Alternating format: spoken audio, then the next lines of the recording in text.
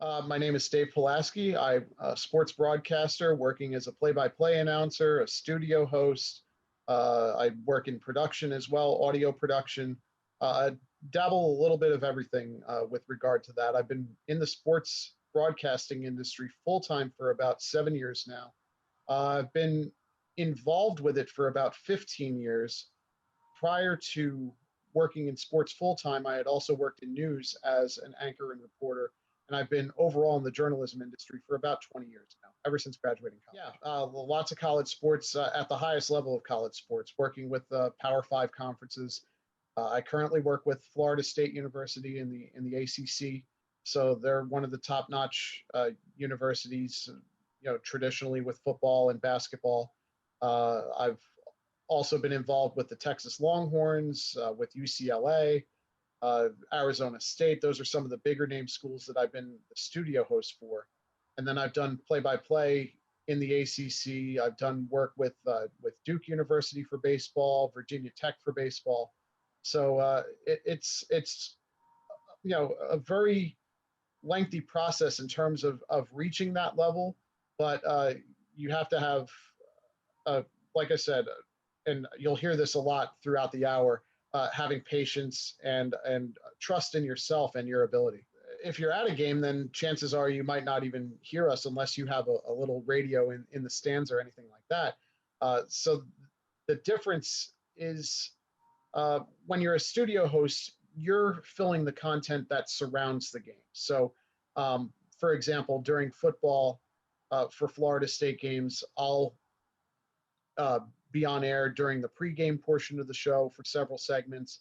I'll do the entire halftime. So once the game goes to halftime, the play-by-play guys at the stadium, or in some cases, they're calling the game off a TV monitor remotely. That's been a byproduct of 2020 and the pandemic this year, especially.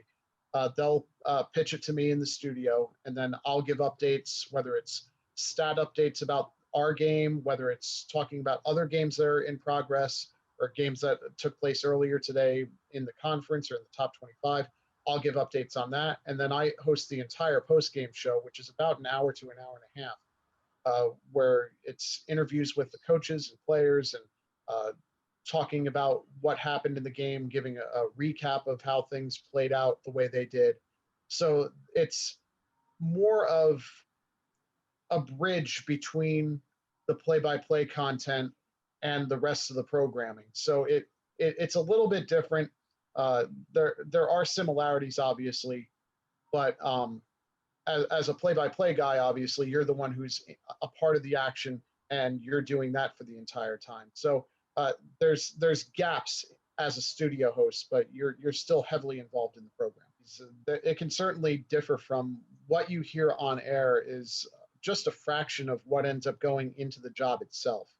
In fact, earlier this morning, before I had a chance to talk with you, I was doing my game prep for basketball tonight as a studio host, where I'll be handling halftime and post game and things of that nature. So I'll do my research on the different games that are going on, and I'll have my stat packs out and available to me. I'll print out game notes, and there's at least a couple of hours of work involved before the game even starts, before I even go to the studio or to the stadium or the arena if I'm doing play-by-play. So there's a lot of research involved. There's a lot of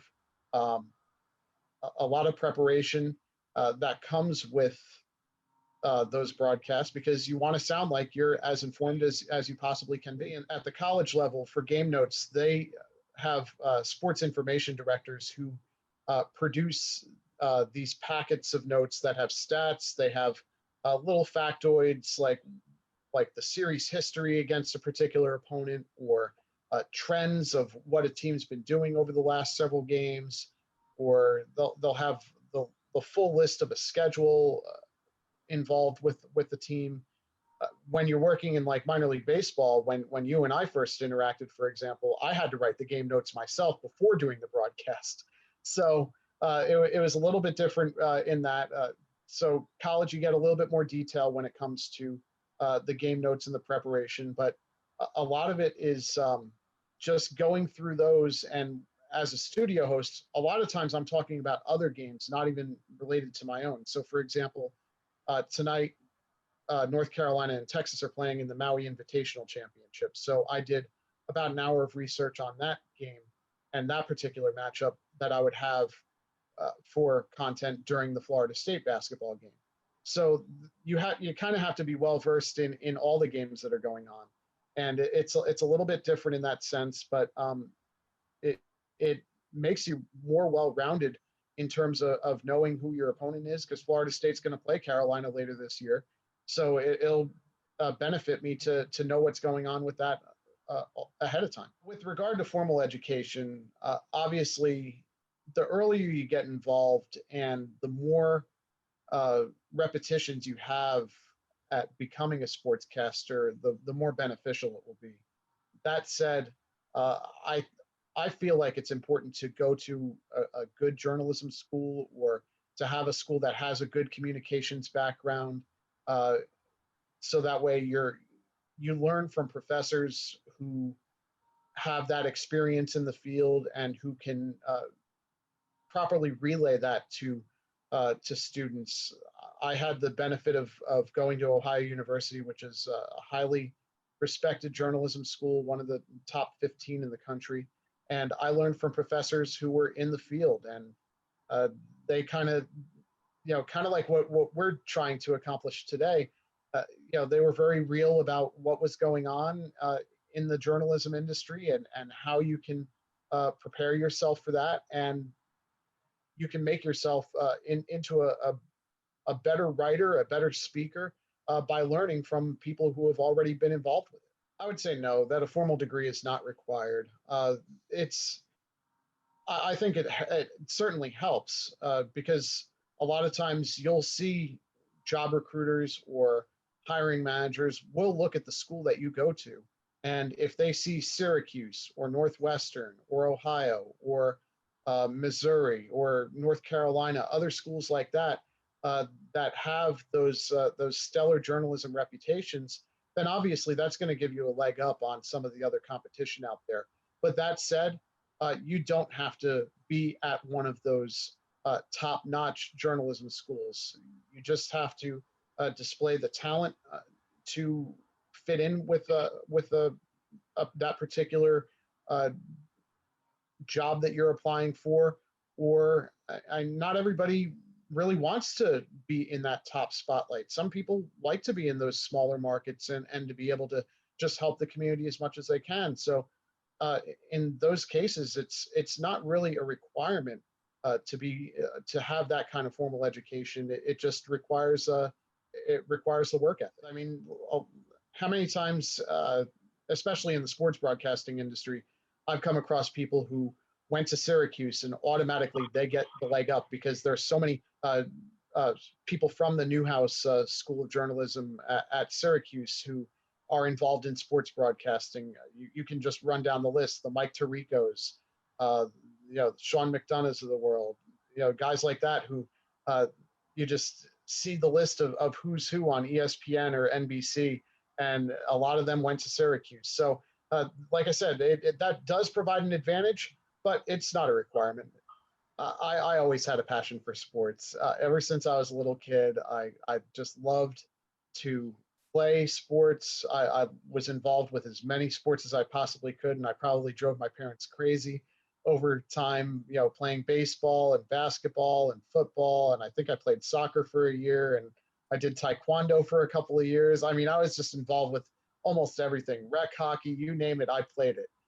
And I was, along with that, you watched a lot of sports on TV as well. And, you got to hear the announcers. And, when I was a little kid, it was, Vin Scully, of course, who is legendary in California as the Dodgers broadcaster. He also announced the NBC game of the week when I was a little kid for baseball. So my first real experiences with baseball were with him on the TV, and just the way that he would paint pictures with his words. It was inspiring. And as somebody who loved playing the game, you recognize that you're not going to play forever because nobody does.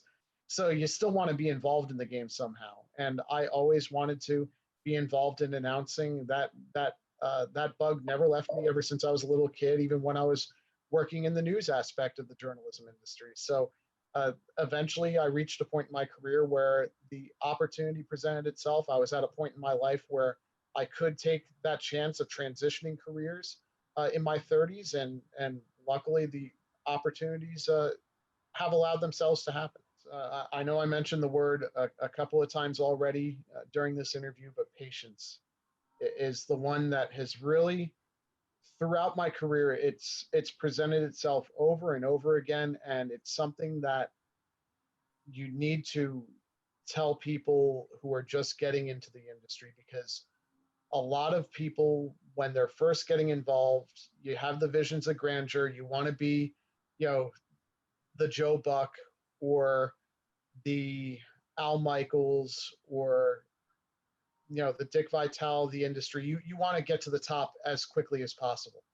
But the reality is that you don't always have those opportunities unless you have some really supreme talent and also some very knowledgeable connections. So those come in time. But in order to allow yourself to remain confident in your ability in the industry, you just have to stay patient and keep working hard towards those opportunities, because they don't come at you overnight. That's the first characteristic that has really presented itself over and over again. Work ethic, that's certainly another one. You know, you have to really dive into the business itself in order to be successful. You can't cut corners. You can't go through, oh, I'll do a little bit of research on this and I'll just wing the rest of it. That just doesn't happen. You have to be as prepared as possible. You have to over prepare. When I'm doing play-by-play, for example, I would say about anywhere between 30 and 40% of the stuff that I research never even makes it on air. That's an extra hour, extra 2 hours worth of stuff that I'll do in game prep that never even makes it through the microphone. But I have it in my back pocket in case I ever need it.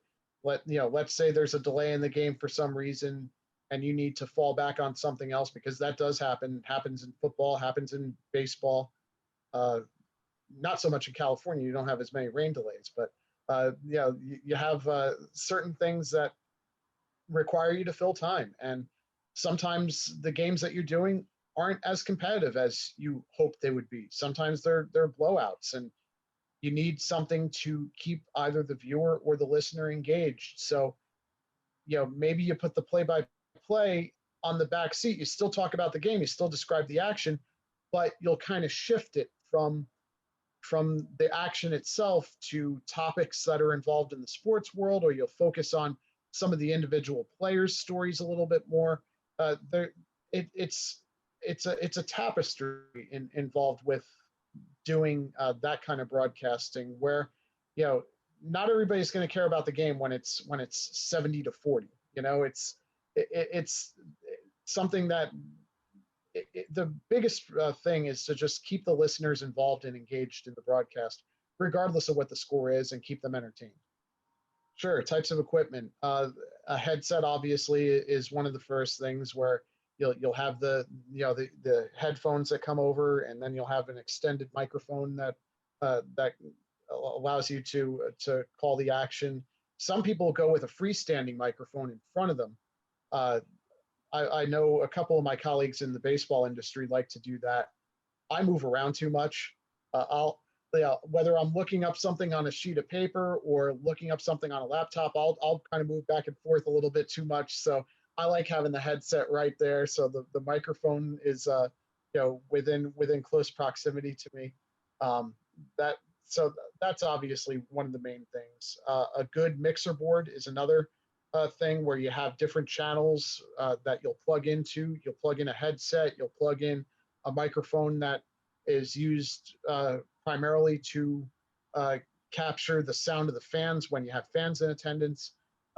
And all kind of comes together. It's not all through one single channel. Like like when you're a little kid and you like broadcasting, so you're announcing the game into a tape recorder, when it's a little bit more involved than that, obviously. So, it makes it sound more professional, a little bit more complete in terms of the audio quality. So, I mean, that's obviously a big part of it. I find that having a laptop or an iPad is also vitally important in terms of keeping track of stats that pop up during the course of the game broadcast, or if you need to do some in-game research, like during a commercial break, and you need to look something up and be like, hey, this almost seems historic. Like, I wonder if anybody's ever scored 20 points in a row before, like that kind of thing.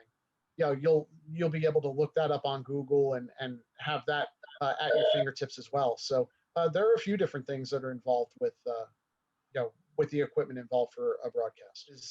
Especially with technology advents over the last several years, I think it's easier now to do a broadcast from the comforts of your own home, as we're demonstrating here. It's easier to do that now than ever before. That's for sure. To have the better audio quality, you might want to make an investment, but it's still affordable. A mixer board, for example, can cost up to $300, I would say, at least the ones that I've purchased in the past. The headset, it really depends on the quality. I like to use what's called a Sennheiser headset, and those can run anywhere between $200 and $300.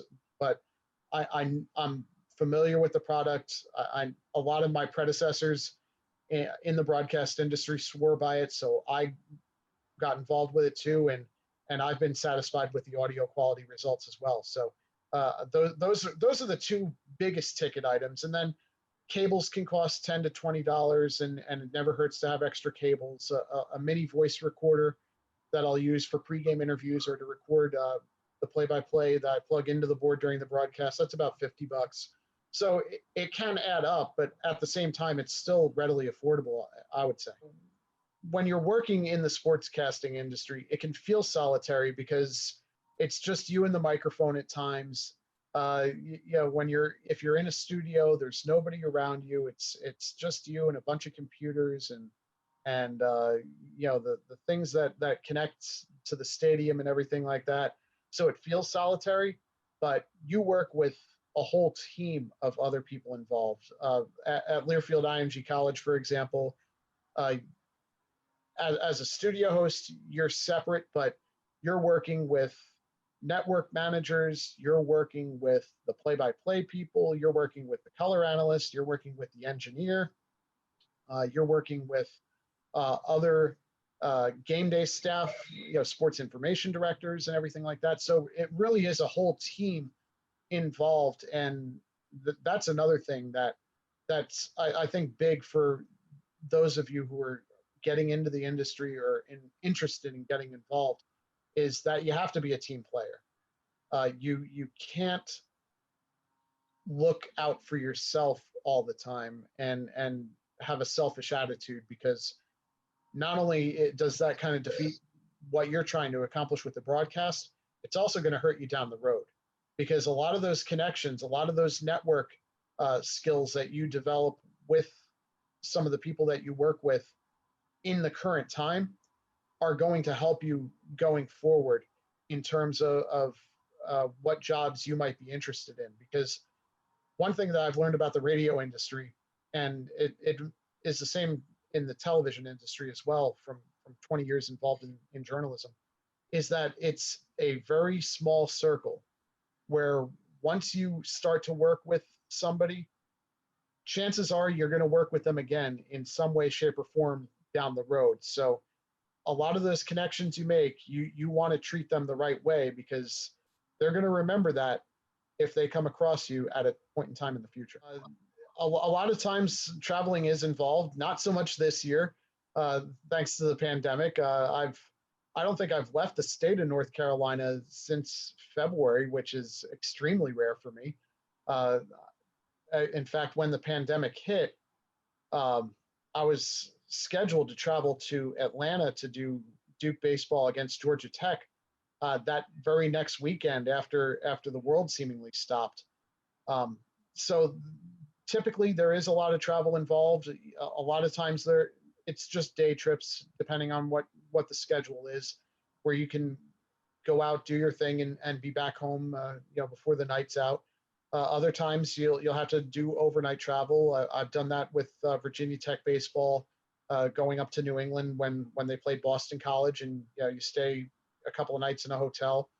Working in minor league baseball, you're at home for a week, and then you're on the road for another week, and you're on a bus with the rest of the team, traveling from place to place, and you're in San Jose for 3 days, and then you get on the bus and you go to Stockton for 3 days, and then you come back home, and you're back in your home ballpark for a week before you hit the road for another couple days. So yeah, there is a travel aspect involved with it, and that also involves a little bit of budgeting your time as well, in terms of doing your preparation while you're on the road as well, and making sure that you have the proper materials, and making sure that you're up to speed even when doing road games.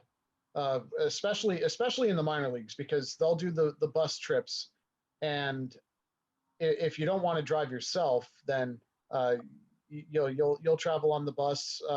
When I was with Virginia Tech baseball, we flew to Boston from Charlotte, and the entire team did a commercial flight up to Boston Logan for that series. So a lot of times, yeah, you do travel with the team.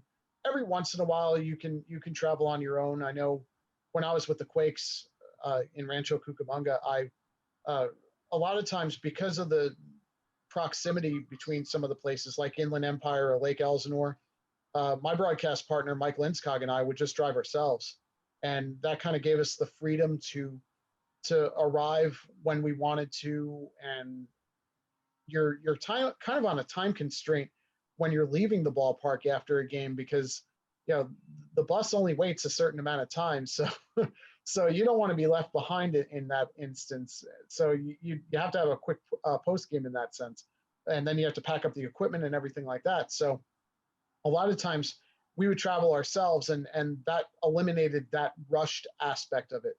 So you'd have the ability to do it, but more often than not, you'll travel with the team, going from destination to destination.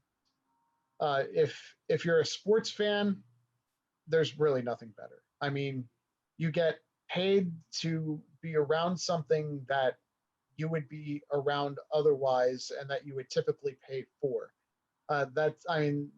It doesn't get much better than that. You have access to teams and players and venues that you wouldn't always have the ability to be involved with. I think that's another great thing about it. You get to see some, actually going back to the traveling question, that's another one of the benefits. Prior to working in the California League 5 years ago, I'd never been to San Francisco.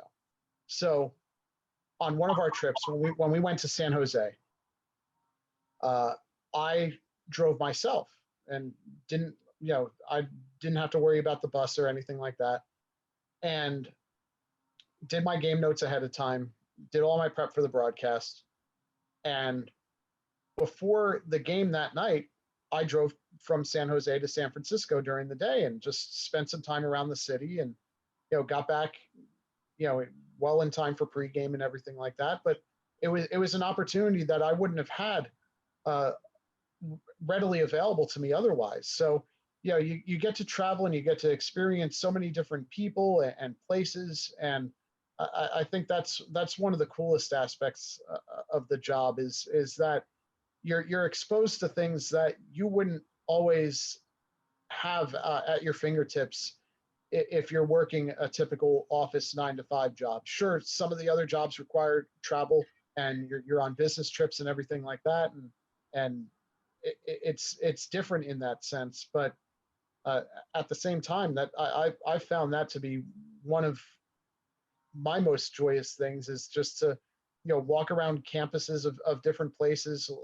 working in the college level, and just experiencing that campus life before going to do a game on that particular night. And I think that's really cool.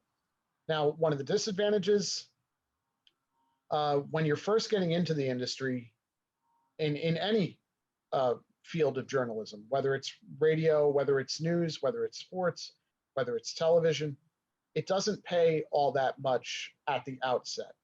And that's where the patience comes in again, because you might have to work a second job in order to make ends meet while you're uh,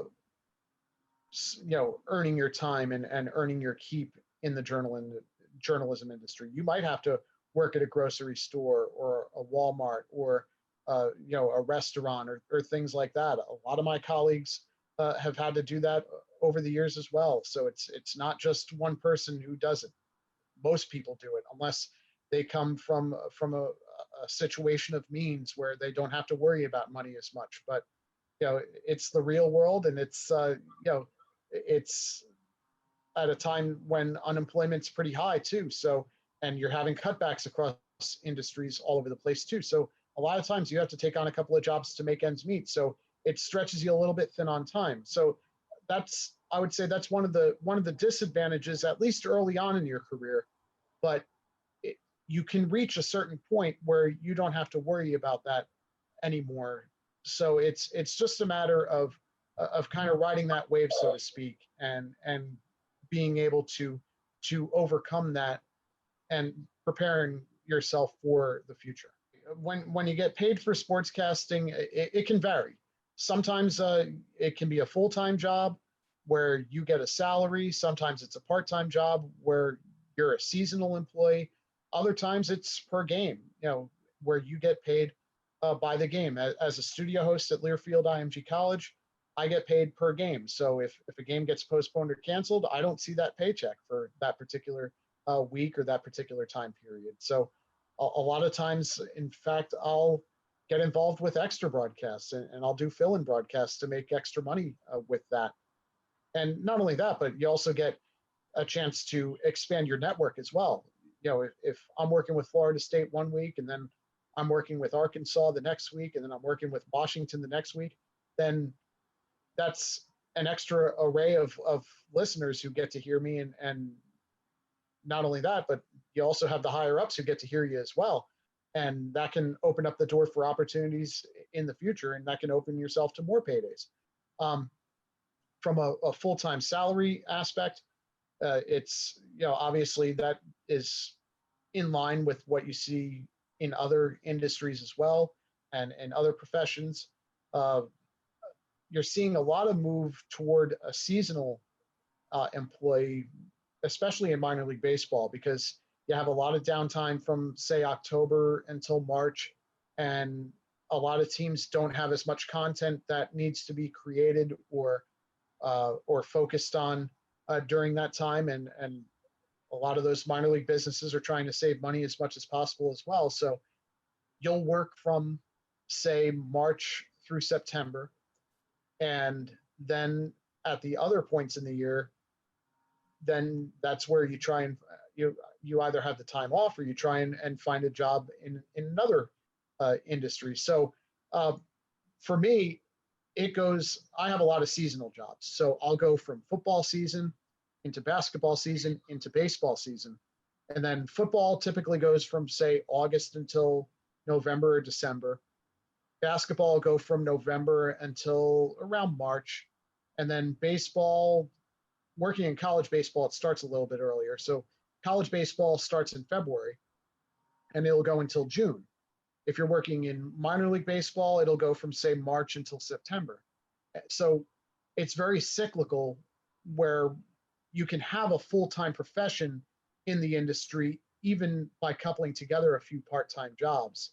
And by doing so, then you'll be able to add it up into a full-time salary, so to speak, and to have those livable wages. But for me, as a college broadcaster, I'll go from, say, August until June, and then it's kind of like being a teacher, where I'll have July and August off, which is nice because I'll have a chance to kind of recharge the batteries and update my professional website or go through audio or do things like that and just kind of catch up on everything. Spend some extra time with the family. It's nice in that aspect where it's kind of like having it's kind of like a teacher's job where you have that month or two off before you have to hit the grind once again. Sportscasting stigmas. It's funny because you hear almost every sportscaster talk about it, is that no matter what game you're doing, who you're calling the game for, especially if you're calling it from a neutral setting, you'll have fans who always say that you are rooting against their team. And no matter what you do, no matter what you say, they think that you have it in for their team and that you're as biased as possible against them because the game is going a certain way. And it's nothing further from the truth, especially if you're calling it on a network like ESPN or whatever. There might be a little bit more attention given to one team over the other because of storylines. That's just the way games play out. It's not always a 50-50 split in terms of who gets the attention. It's when you have a smaller college going up against a powerhouse like a Kentucky or a Duke, the general viewing or listening audience that doesn't have a vested interest in the game is going to drift more toward the storylines of Kentucky or Duke. So they're going to be listening more for those kind of things. But that doesn't mean that just because we're trying to placate all of the listeners that we're against your team. That's, like I said, that's probably the biggest stigma. I always go in with the mindset of I try and annoy fans on both sides of the aisle. So that way, no matter what ends up happening, then I know I'm calling a fair game. And I kind of had that approach when I was working in news as well, because covering political stories, it was, it was always, there'd be Republicans or Democrats who were upset with you. So you just try and upset both of them. So that way, you did it fair and you did it the right way. One of my favorite things about, especially doing play-by-play, is I love to arrive at the stadium or arena like really early.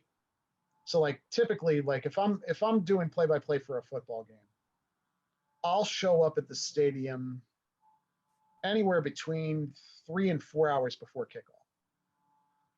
For a basketball game, it's anywhere between 2 and 3 hours. Baseball, I'm usually there before batting practice starts, which is about 2 or 2.5 hours before the game. And one of my favorite things to do before you're doing that final prep, because I'm always jotting down notes or something like that right up to the final minute before I go on the air. But I just love to have those moments where I'm in a completely empty stadium or arena. There's nobody around. There's nobody else really in the press box at that point. There's nobody in the stands. There's nobody on the field or on the court. And it's just me and the place. And like, I can just zone out and kind of go into this little like Zen moment where I can just be kind of at peace with everything before all the frantic preparation, the frantic last minute preparation gets involved, and before all the action starts, before they start to let the fans in, before the press box starts to buzz. It's just this moment of calm, and it's that calm before the storm, so to speak. And throughout my career, that's been one of my favorite things to do.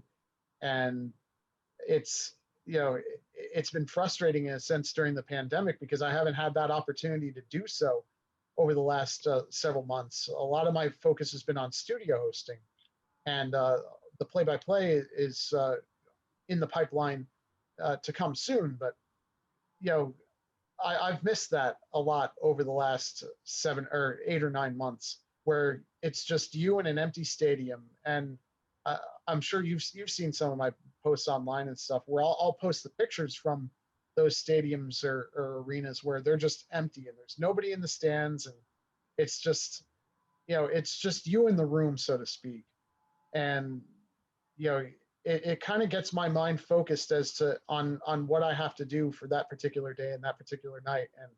And that's really one of my favorite benefits, where you get in before everybody else, so you have the ability to do that.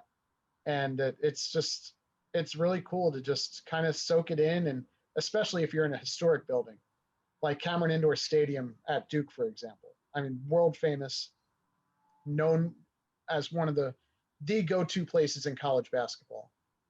And it's awesome when it's just you in that 9,000 seat arena, and you can almost hear the history if you kind of think about it in your head, about some of the big moments and big games that have gone on there, and you look at the banners and the history and everything. It's just really cool. And it kind of helps you get locked in on what you have to do, and it makes you appreciate the job that much more. You definitely come into contact with the players. For me, I try to keep it as professional as possible, because I don't want biases to slip in. Sure, you get to know some people better than others, and friendships do develop during the course of that time. I've found that throughout the course of my career, I've had those bigger connections and friendships with my fellow sportscasters, because it becomes it is an exclusive fraternity. And a lot of the people that you're working with, um, if they've been in the industry for a long time, they have some terrific stories. And you can just sit in the same room with them and just soak it in. And, you know, one of the coolest things about working with Florida State is working with Gene Deckerhoff, who is an absolute legend in the sportscasting industry. He's worked for Florida State for, I believe, 41 years, doing football and basketball. He also is the voice of the Tampa Bay Buccaneers in the NFL. So he's called Tom Brady's games this year, and he's called a Super Bowl title for the Bucs, and he's called national championships for Florida State. And you can just sit down and listen to him tell stories for a couple hours and just be endlessly entertained and not even get a word in edgewise. You can just let him go.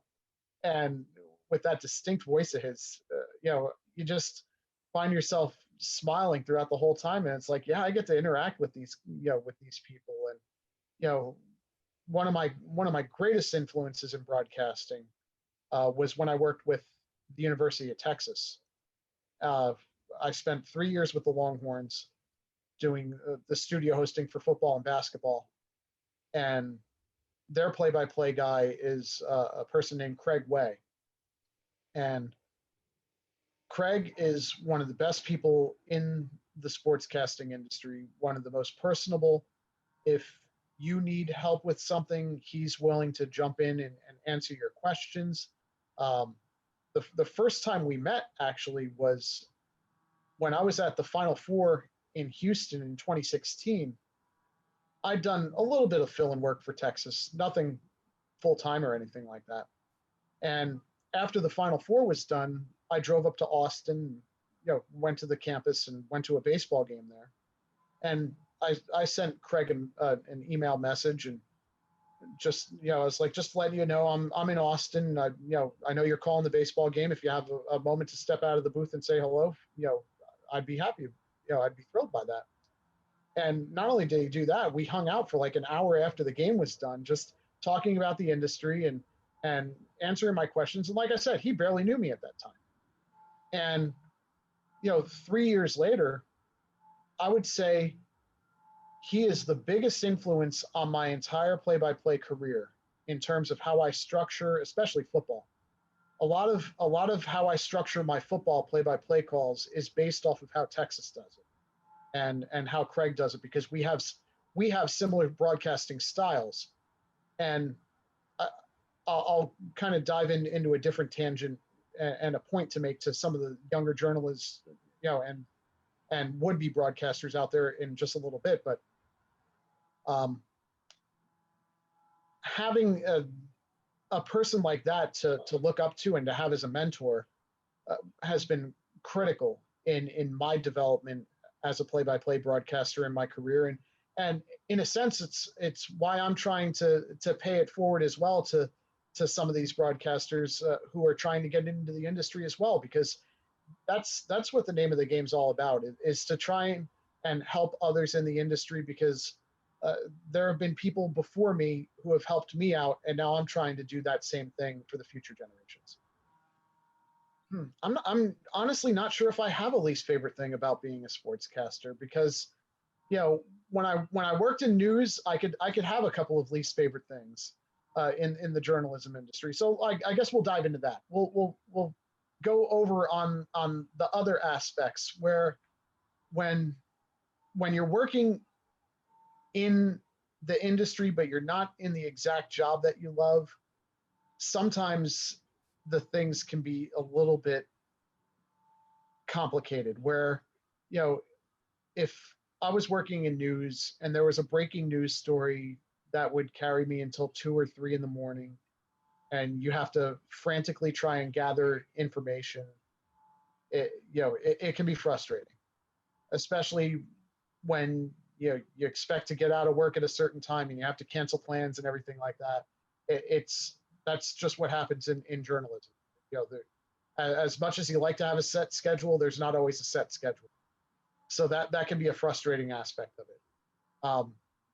I'll say this though, working in sports, if I have a game that goes into overtime, I'm like, yeah, let's go. This is great. It's one of the it's one of the cool things about that, and it's when you know that you're in the job that's meant for you, that you can be excited by things going off the script, so to speak, or you can be involved in, or you don't even mind the preparation that's involved, because I'm sure that kind of grind can be frustrating for people as well. One thing that I would like to see more of in the journalism industry is a little bit more transparency and a little bit more interaction, especially when it comes to jobs and hiring, where a lot of times, and I'm sure a lot of the aspiring broadcasters will experience this in the coming days and weeks and months, when they're trying to get into the industry and they send an email out to a team or an organization trying to get their foot in the door. A lot of times that email is met with silence, and you don't know what you'd like, what to improve upon, why you're not being considered for this job, why you're not being selected for this job if you are making it along in the process. There's not as much transparency as I would like to see in the industry. I would like to see a little bit more interaction between those who are trying to get hired and those who are in charge of the hiring. And obviously, listen, time is of utmost importance for all of us. But even when I get rejection emails or phone calls, I'm appreciative of that, because I know that I at least I wasn't just a number, that I was at least considered in some way, shape, or form. And that's something that broadcasters will have to experience a lot. There's a lot of rejection involved in the industry. You don't get hired for the first thing you apply for, or you don't get hired for everything you apply for. There are times where you can apply for 20 different jobs, and you might not even hear from 17 or 18 of them. And you might get rejection emails from the other 2, and you might get a phone call from 1, and you might not land any of the 20. But that's where the patience comes in as well, to be able to overcome that rejection and develop a thick skin. And that just comes with time. But I still would like to see more transparency in the industry, even though I know a lot of us have time very valuable to us, whether it's with family or with work and everything like that. But I would still like to see maybe a 2-line email every once in a while of, hey, thanks for reaching out. Unfortunately, we don't have this available, or we're going in another direction, but thank you for taking the time out. I would like to see more of that in the industry going forward. I wish I had known more about networking when I first started to get into the industry,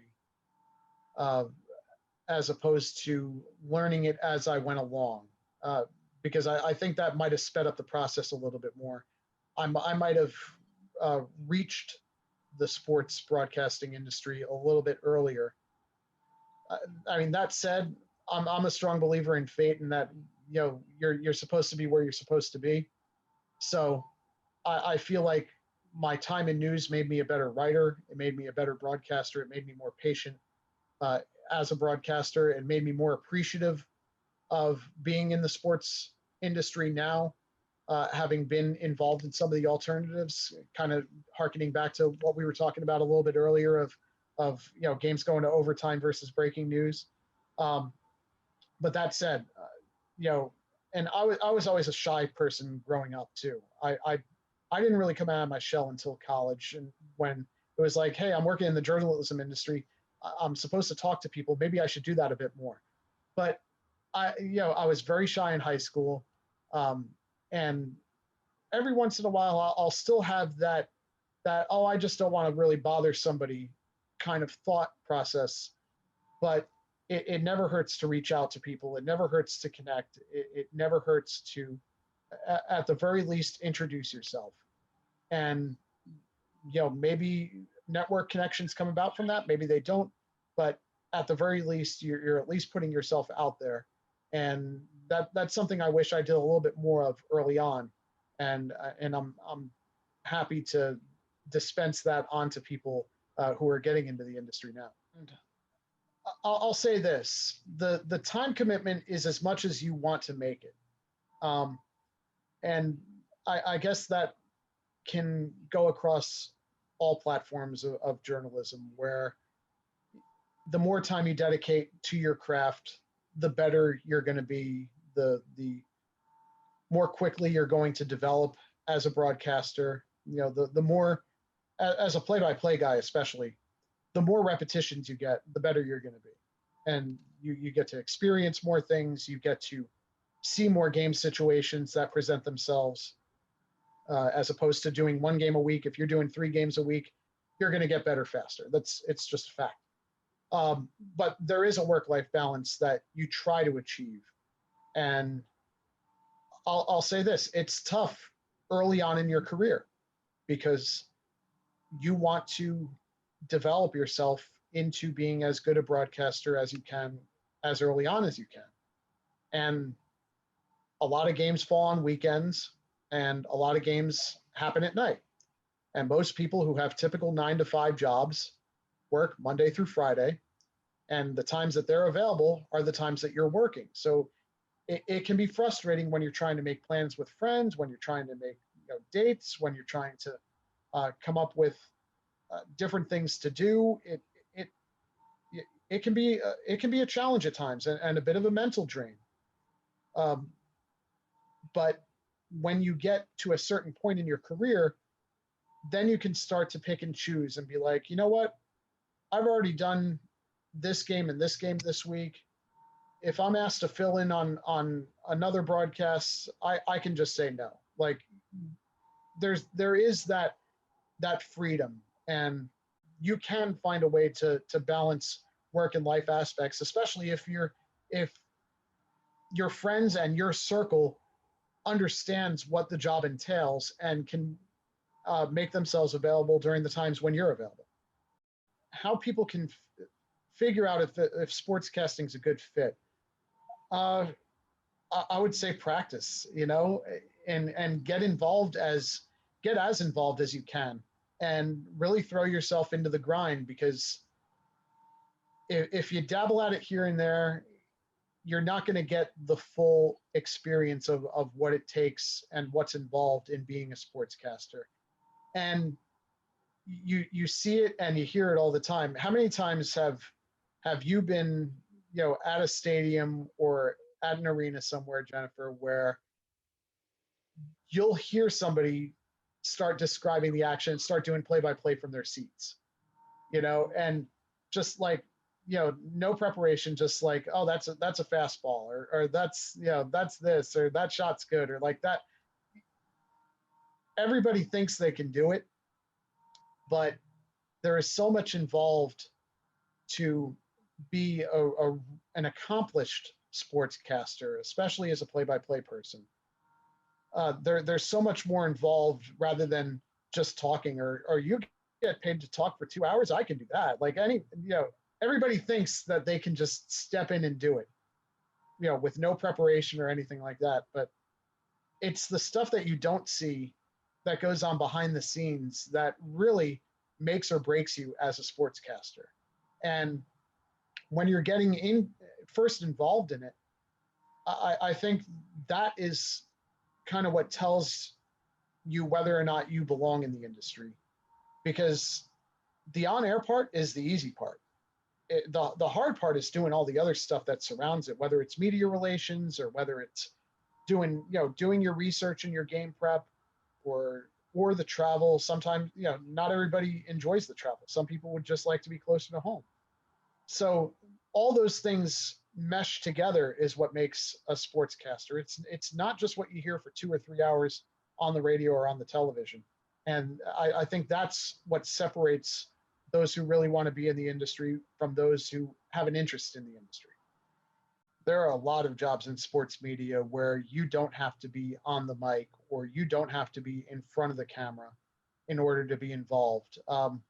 We actually kind of talked about it, where sports information directors at colleges, I call them the unsung heroes of athletic programs, because they provide the information. They're the ones who set up media availabilities with coaches and players. They're the ones who make my job a lot easier, frankly, in the college industry.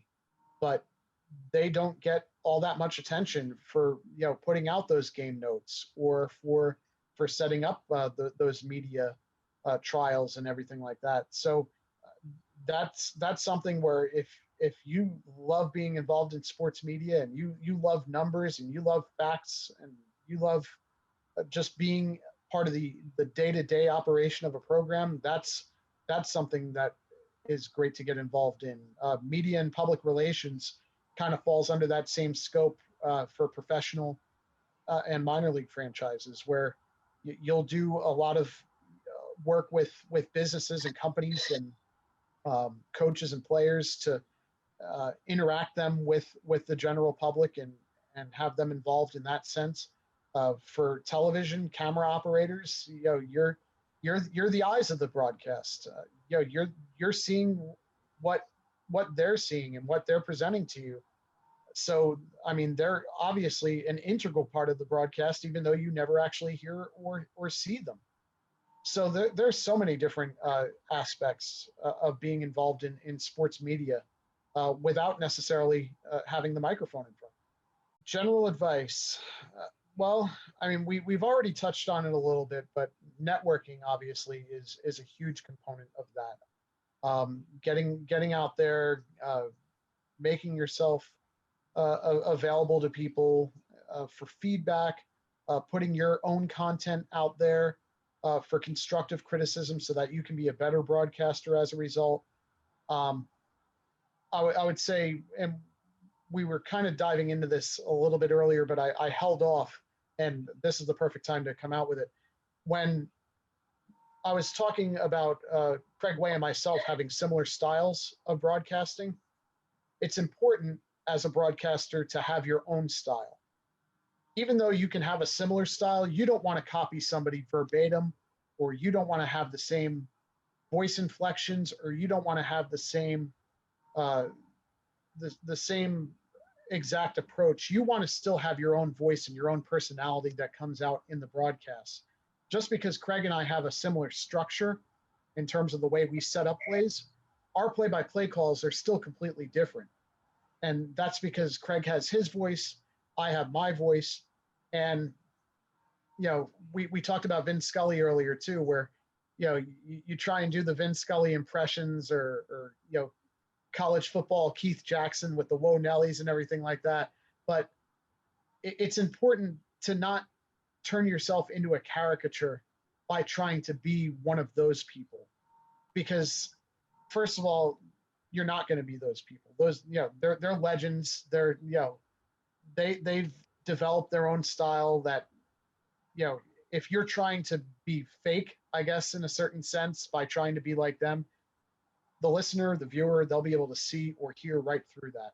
So it's important to develop your own voice in coming up with your broadcasting style.